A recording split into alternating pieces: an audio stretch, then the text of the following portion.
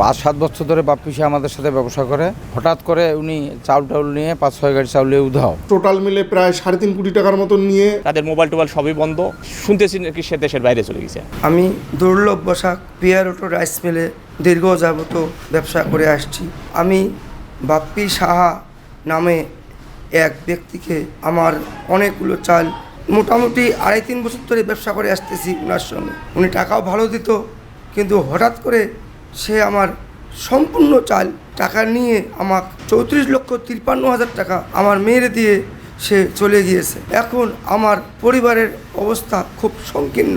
আমি যে চলবো, আমি যে ফিরবো, আমার সেই অবস্থা এখন আর আমার নেই। আমি কি করব, আমি কোনো দিশা কুল কিনারা পাচ্ছি না। আমি প্রশাসনের কাছে এটার জন্য সুবিচার আহ্বান করতেছি।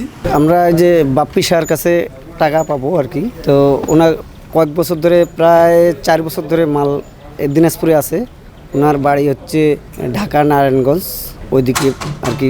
আমি কিন্তু গ্রাম ওদের বাড়ি টাড়ি কিছু জানি না অবশ্য।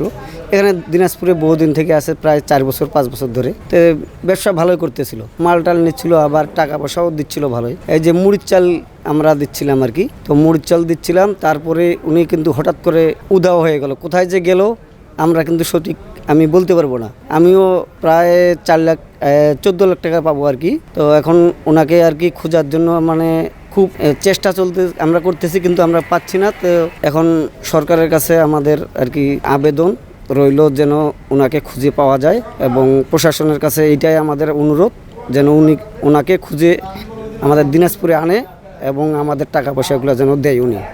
এটাই আমাদের কাছে প্রশাসনের কাছে অনুরোধ। আমাদের এখন দাদা খুব আমরা কষ্টে আছি, মানে এখন আমরা ব্যবসা বাণিজ্য করতে পারতেছি না। আমাদের তো এমনি পুঁজি কম, ঠিক আছে। আমরা মানে এমনি তো ঋণ নিয়ে আমরা ব্যবসা করতেছিলাম, কিন্তু আমি যে এখন ব্যবস্থা করতেছি মানে আমার এখন কঠিন অবস্থা চলতেছে। আমি যে এখন কিভাবে চলবো বা এ করবো সেটা আমার অবস্থায় আমি মানে খুব অসহায় আছি আর কি। আমি একজন ব্যবসায়িক, ধান চাউলে মুড়ি চাউলে ব্যবসা করি। 5-7 বছর ধরে বাপ্পি শাহ আমাদের সাথে ব্যবসা করে। হঠাৎ করে উনি চাউল নিয়ে 5-6 গাড়ি চাউল নিয়ে উধাও। তাদের এখন সন্ধান কোনো পাচ্ছি না। এখন যদি আমাদের হৃদয়বান ব্যক্তি হয় যে আমাকে ধরিয়ে দেয় বা আমাদের কাছ থেকে এক করে, তাহলে আমরা সহায়তা যদি পাই, আমরা নাইলে মরে যাবো। পরিবার নিয়ে আমরা খুব দুশ্চিন্তায় আছি। আমরা খুব ব্যাংকে ঋণগ্রস্ত হয়েছি। ব্র্যাক ব্যাংক থেকে লোন নিয়েছি, এগুলো হাবিজাবি সব সিসি আছে আমার। ওখান থেকে সব টাকা পয়সা নিয়ে উধাও হয়ে গেছে আমার। এখন আমি বিচার চাচ্ছি যে আপনাদের সহায়তায় আমাদেরকে ওদেরকে ধরিয়ে দিন, আমাদের বিচার চাই আমরা। আমার গেছে 76 লাখ টাকা। সবার মিলে আমাদের 3.5 কোটি টাকা নিয়ে গেছে। ওনার নাম হচ্ছে বাপ্পি শাহ, বাপের নাম হচ্ছে যোগেশচন্দ্র শাহ। আমি জানি যে সে পার্টির কাছ থেকে চাল নিচ্ছিল, মুড়ির চাল। যোগাদি বসাক, রিপন বসাক, দুর্লভ বসাক, এদের কাছ থেকে সে দীর্ঘদিন ধরে ব্যবসা করে আসতেছে। বাপ্পি সাহা সে তাদের কাছ থেকে চাল কিনতেছিল, মুড়ির চাল কিনে যাক মোটামুটি প্রথমের দিক থেকে লেনদেন ভালোই করেছিল। এই ঈদের পরের থেকে, কুরবানি ঈদের পরের থেকে সে 2-4 গাড়ি করে চাল নিয়ে সে পলাতক। সে আর খুঁজে পাচ্ছি না। তাদের মোবাইল টোবাইল সবই বন্ধ। শুনতেছি নাকি সে দেশের বাইরে চলে গেছে। তাই আমরা তো এখন নিরুপায় সব ব্যবসায়ীরা, যে আমরা কি করে আমরা সংসার চালাবো। আমরা তো বিভিন্ন জায়গায় লোন টোন নিয়ে সে ব্যবসা বাণিজ্য করে আসতেছি। প্রশাসনের প্রতি একটু সহানুভূতি আমাদের যদি করে তাহলে খুব ভালো হয়। তো আমরা ব্যবসায়ী মহল থেকে খুব মর্মাহত এই বিষয় নিয়ে, মানে আমাদের সম্পূর্ণ পুঁজি টুজি সে নিয়ে চলে গেছে। তো উনি ওখান থেকে কোথায় গেলো আমরা গেলাম, খোঁজ দিলাম, কিন্তু ওনাকে খুঁজে পাইলাম না। এখন এই অবস্থায় আছি। এখন কি হবে না হবে জানি না, খুঁজতেছি। এখন আমরা বিভিন্ন জায়গায় লোককে বলতেছি যে কোথায় আছে একটু দেখা দেন। ওনার মোবাইল শুদ্ধে বন্ধ। তো এই চিন্তা আমরা সবাই আছি। বেশ কয়েকটা পার্টি প্রায় 3 কোটি 3.5 কোটি টাকা আত্মসাৎ করছে সবার মিলে। আমি মিসাস পিয়ারোটো রাইস মিলের সত্ত্বাধিকারী সন্ধিরায়। আমার মিলে ভুক্তভোগী দুর্লভ বসাক, বামা বসাক, সুচন্দ্র বসাক, যোগাদি বসাক, রিপন বসাক, এরকম আরও প্রায় 10-12 জন আমার মিলে ধান ভাঙ্গায় কেরোসিন করে চাল উনার কাছে বিক্রি করতো।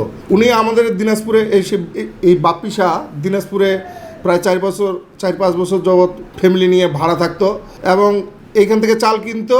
উনি ঢাকা, বাংলাদেশের বিভিন্ন প্রান্তে বিক্রি করতো। আমাদের এই পার্টিগুলো এই লোকালেই বিক্রি করতো, বাইরে ইনারাও চাল পাঠাইতো না, বা ঢাকা, সিরাজগঞ্জ বা দেশের কোনো জায়গায় চাল পাঠাইতো না। ওই লোকের মাধ্যমেই উনি পাঠাইতো। এই লেনদেন করতে করতে আমার পার্টি প্রায়, যেমন দুর্লভ বসাককে একদম সর্বশান্ত করে দিয়েছে। প্রায় উনার এই 34 লক্ষ টাকার মতো আটকায় দিয়ে এখন উনি সর্বশান্ত, এমনি খুব একদম করুণ অবস্থা। এরকম যোগাদি বসাক 75 লাখ, এইরকম টোটাল মিলে প্রায় 3.5 কোটি টাকার মতন নিয়ে হঠাৎ 25/7/2025 তারিখে একবার মোবাইল সব কিছু অফ করে দেয়। এখন এনারা হতাশাগ্রস্ত, মর্মাহত।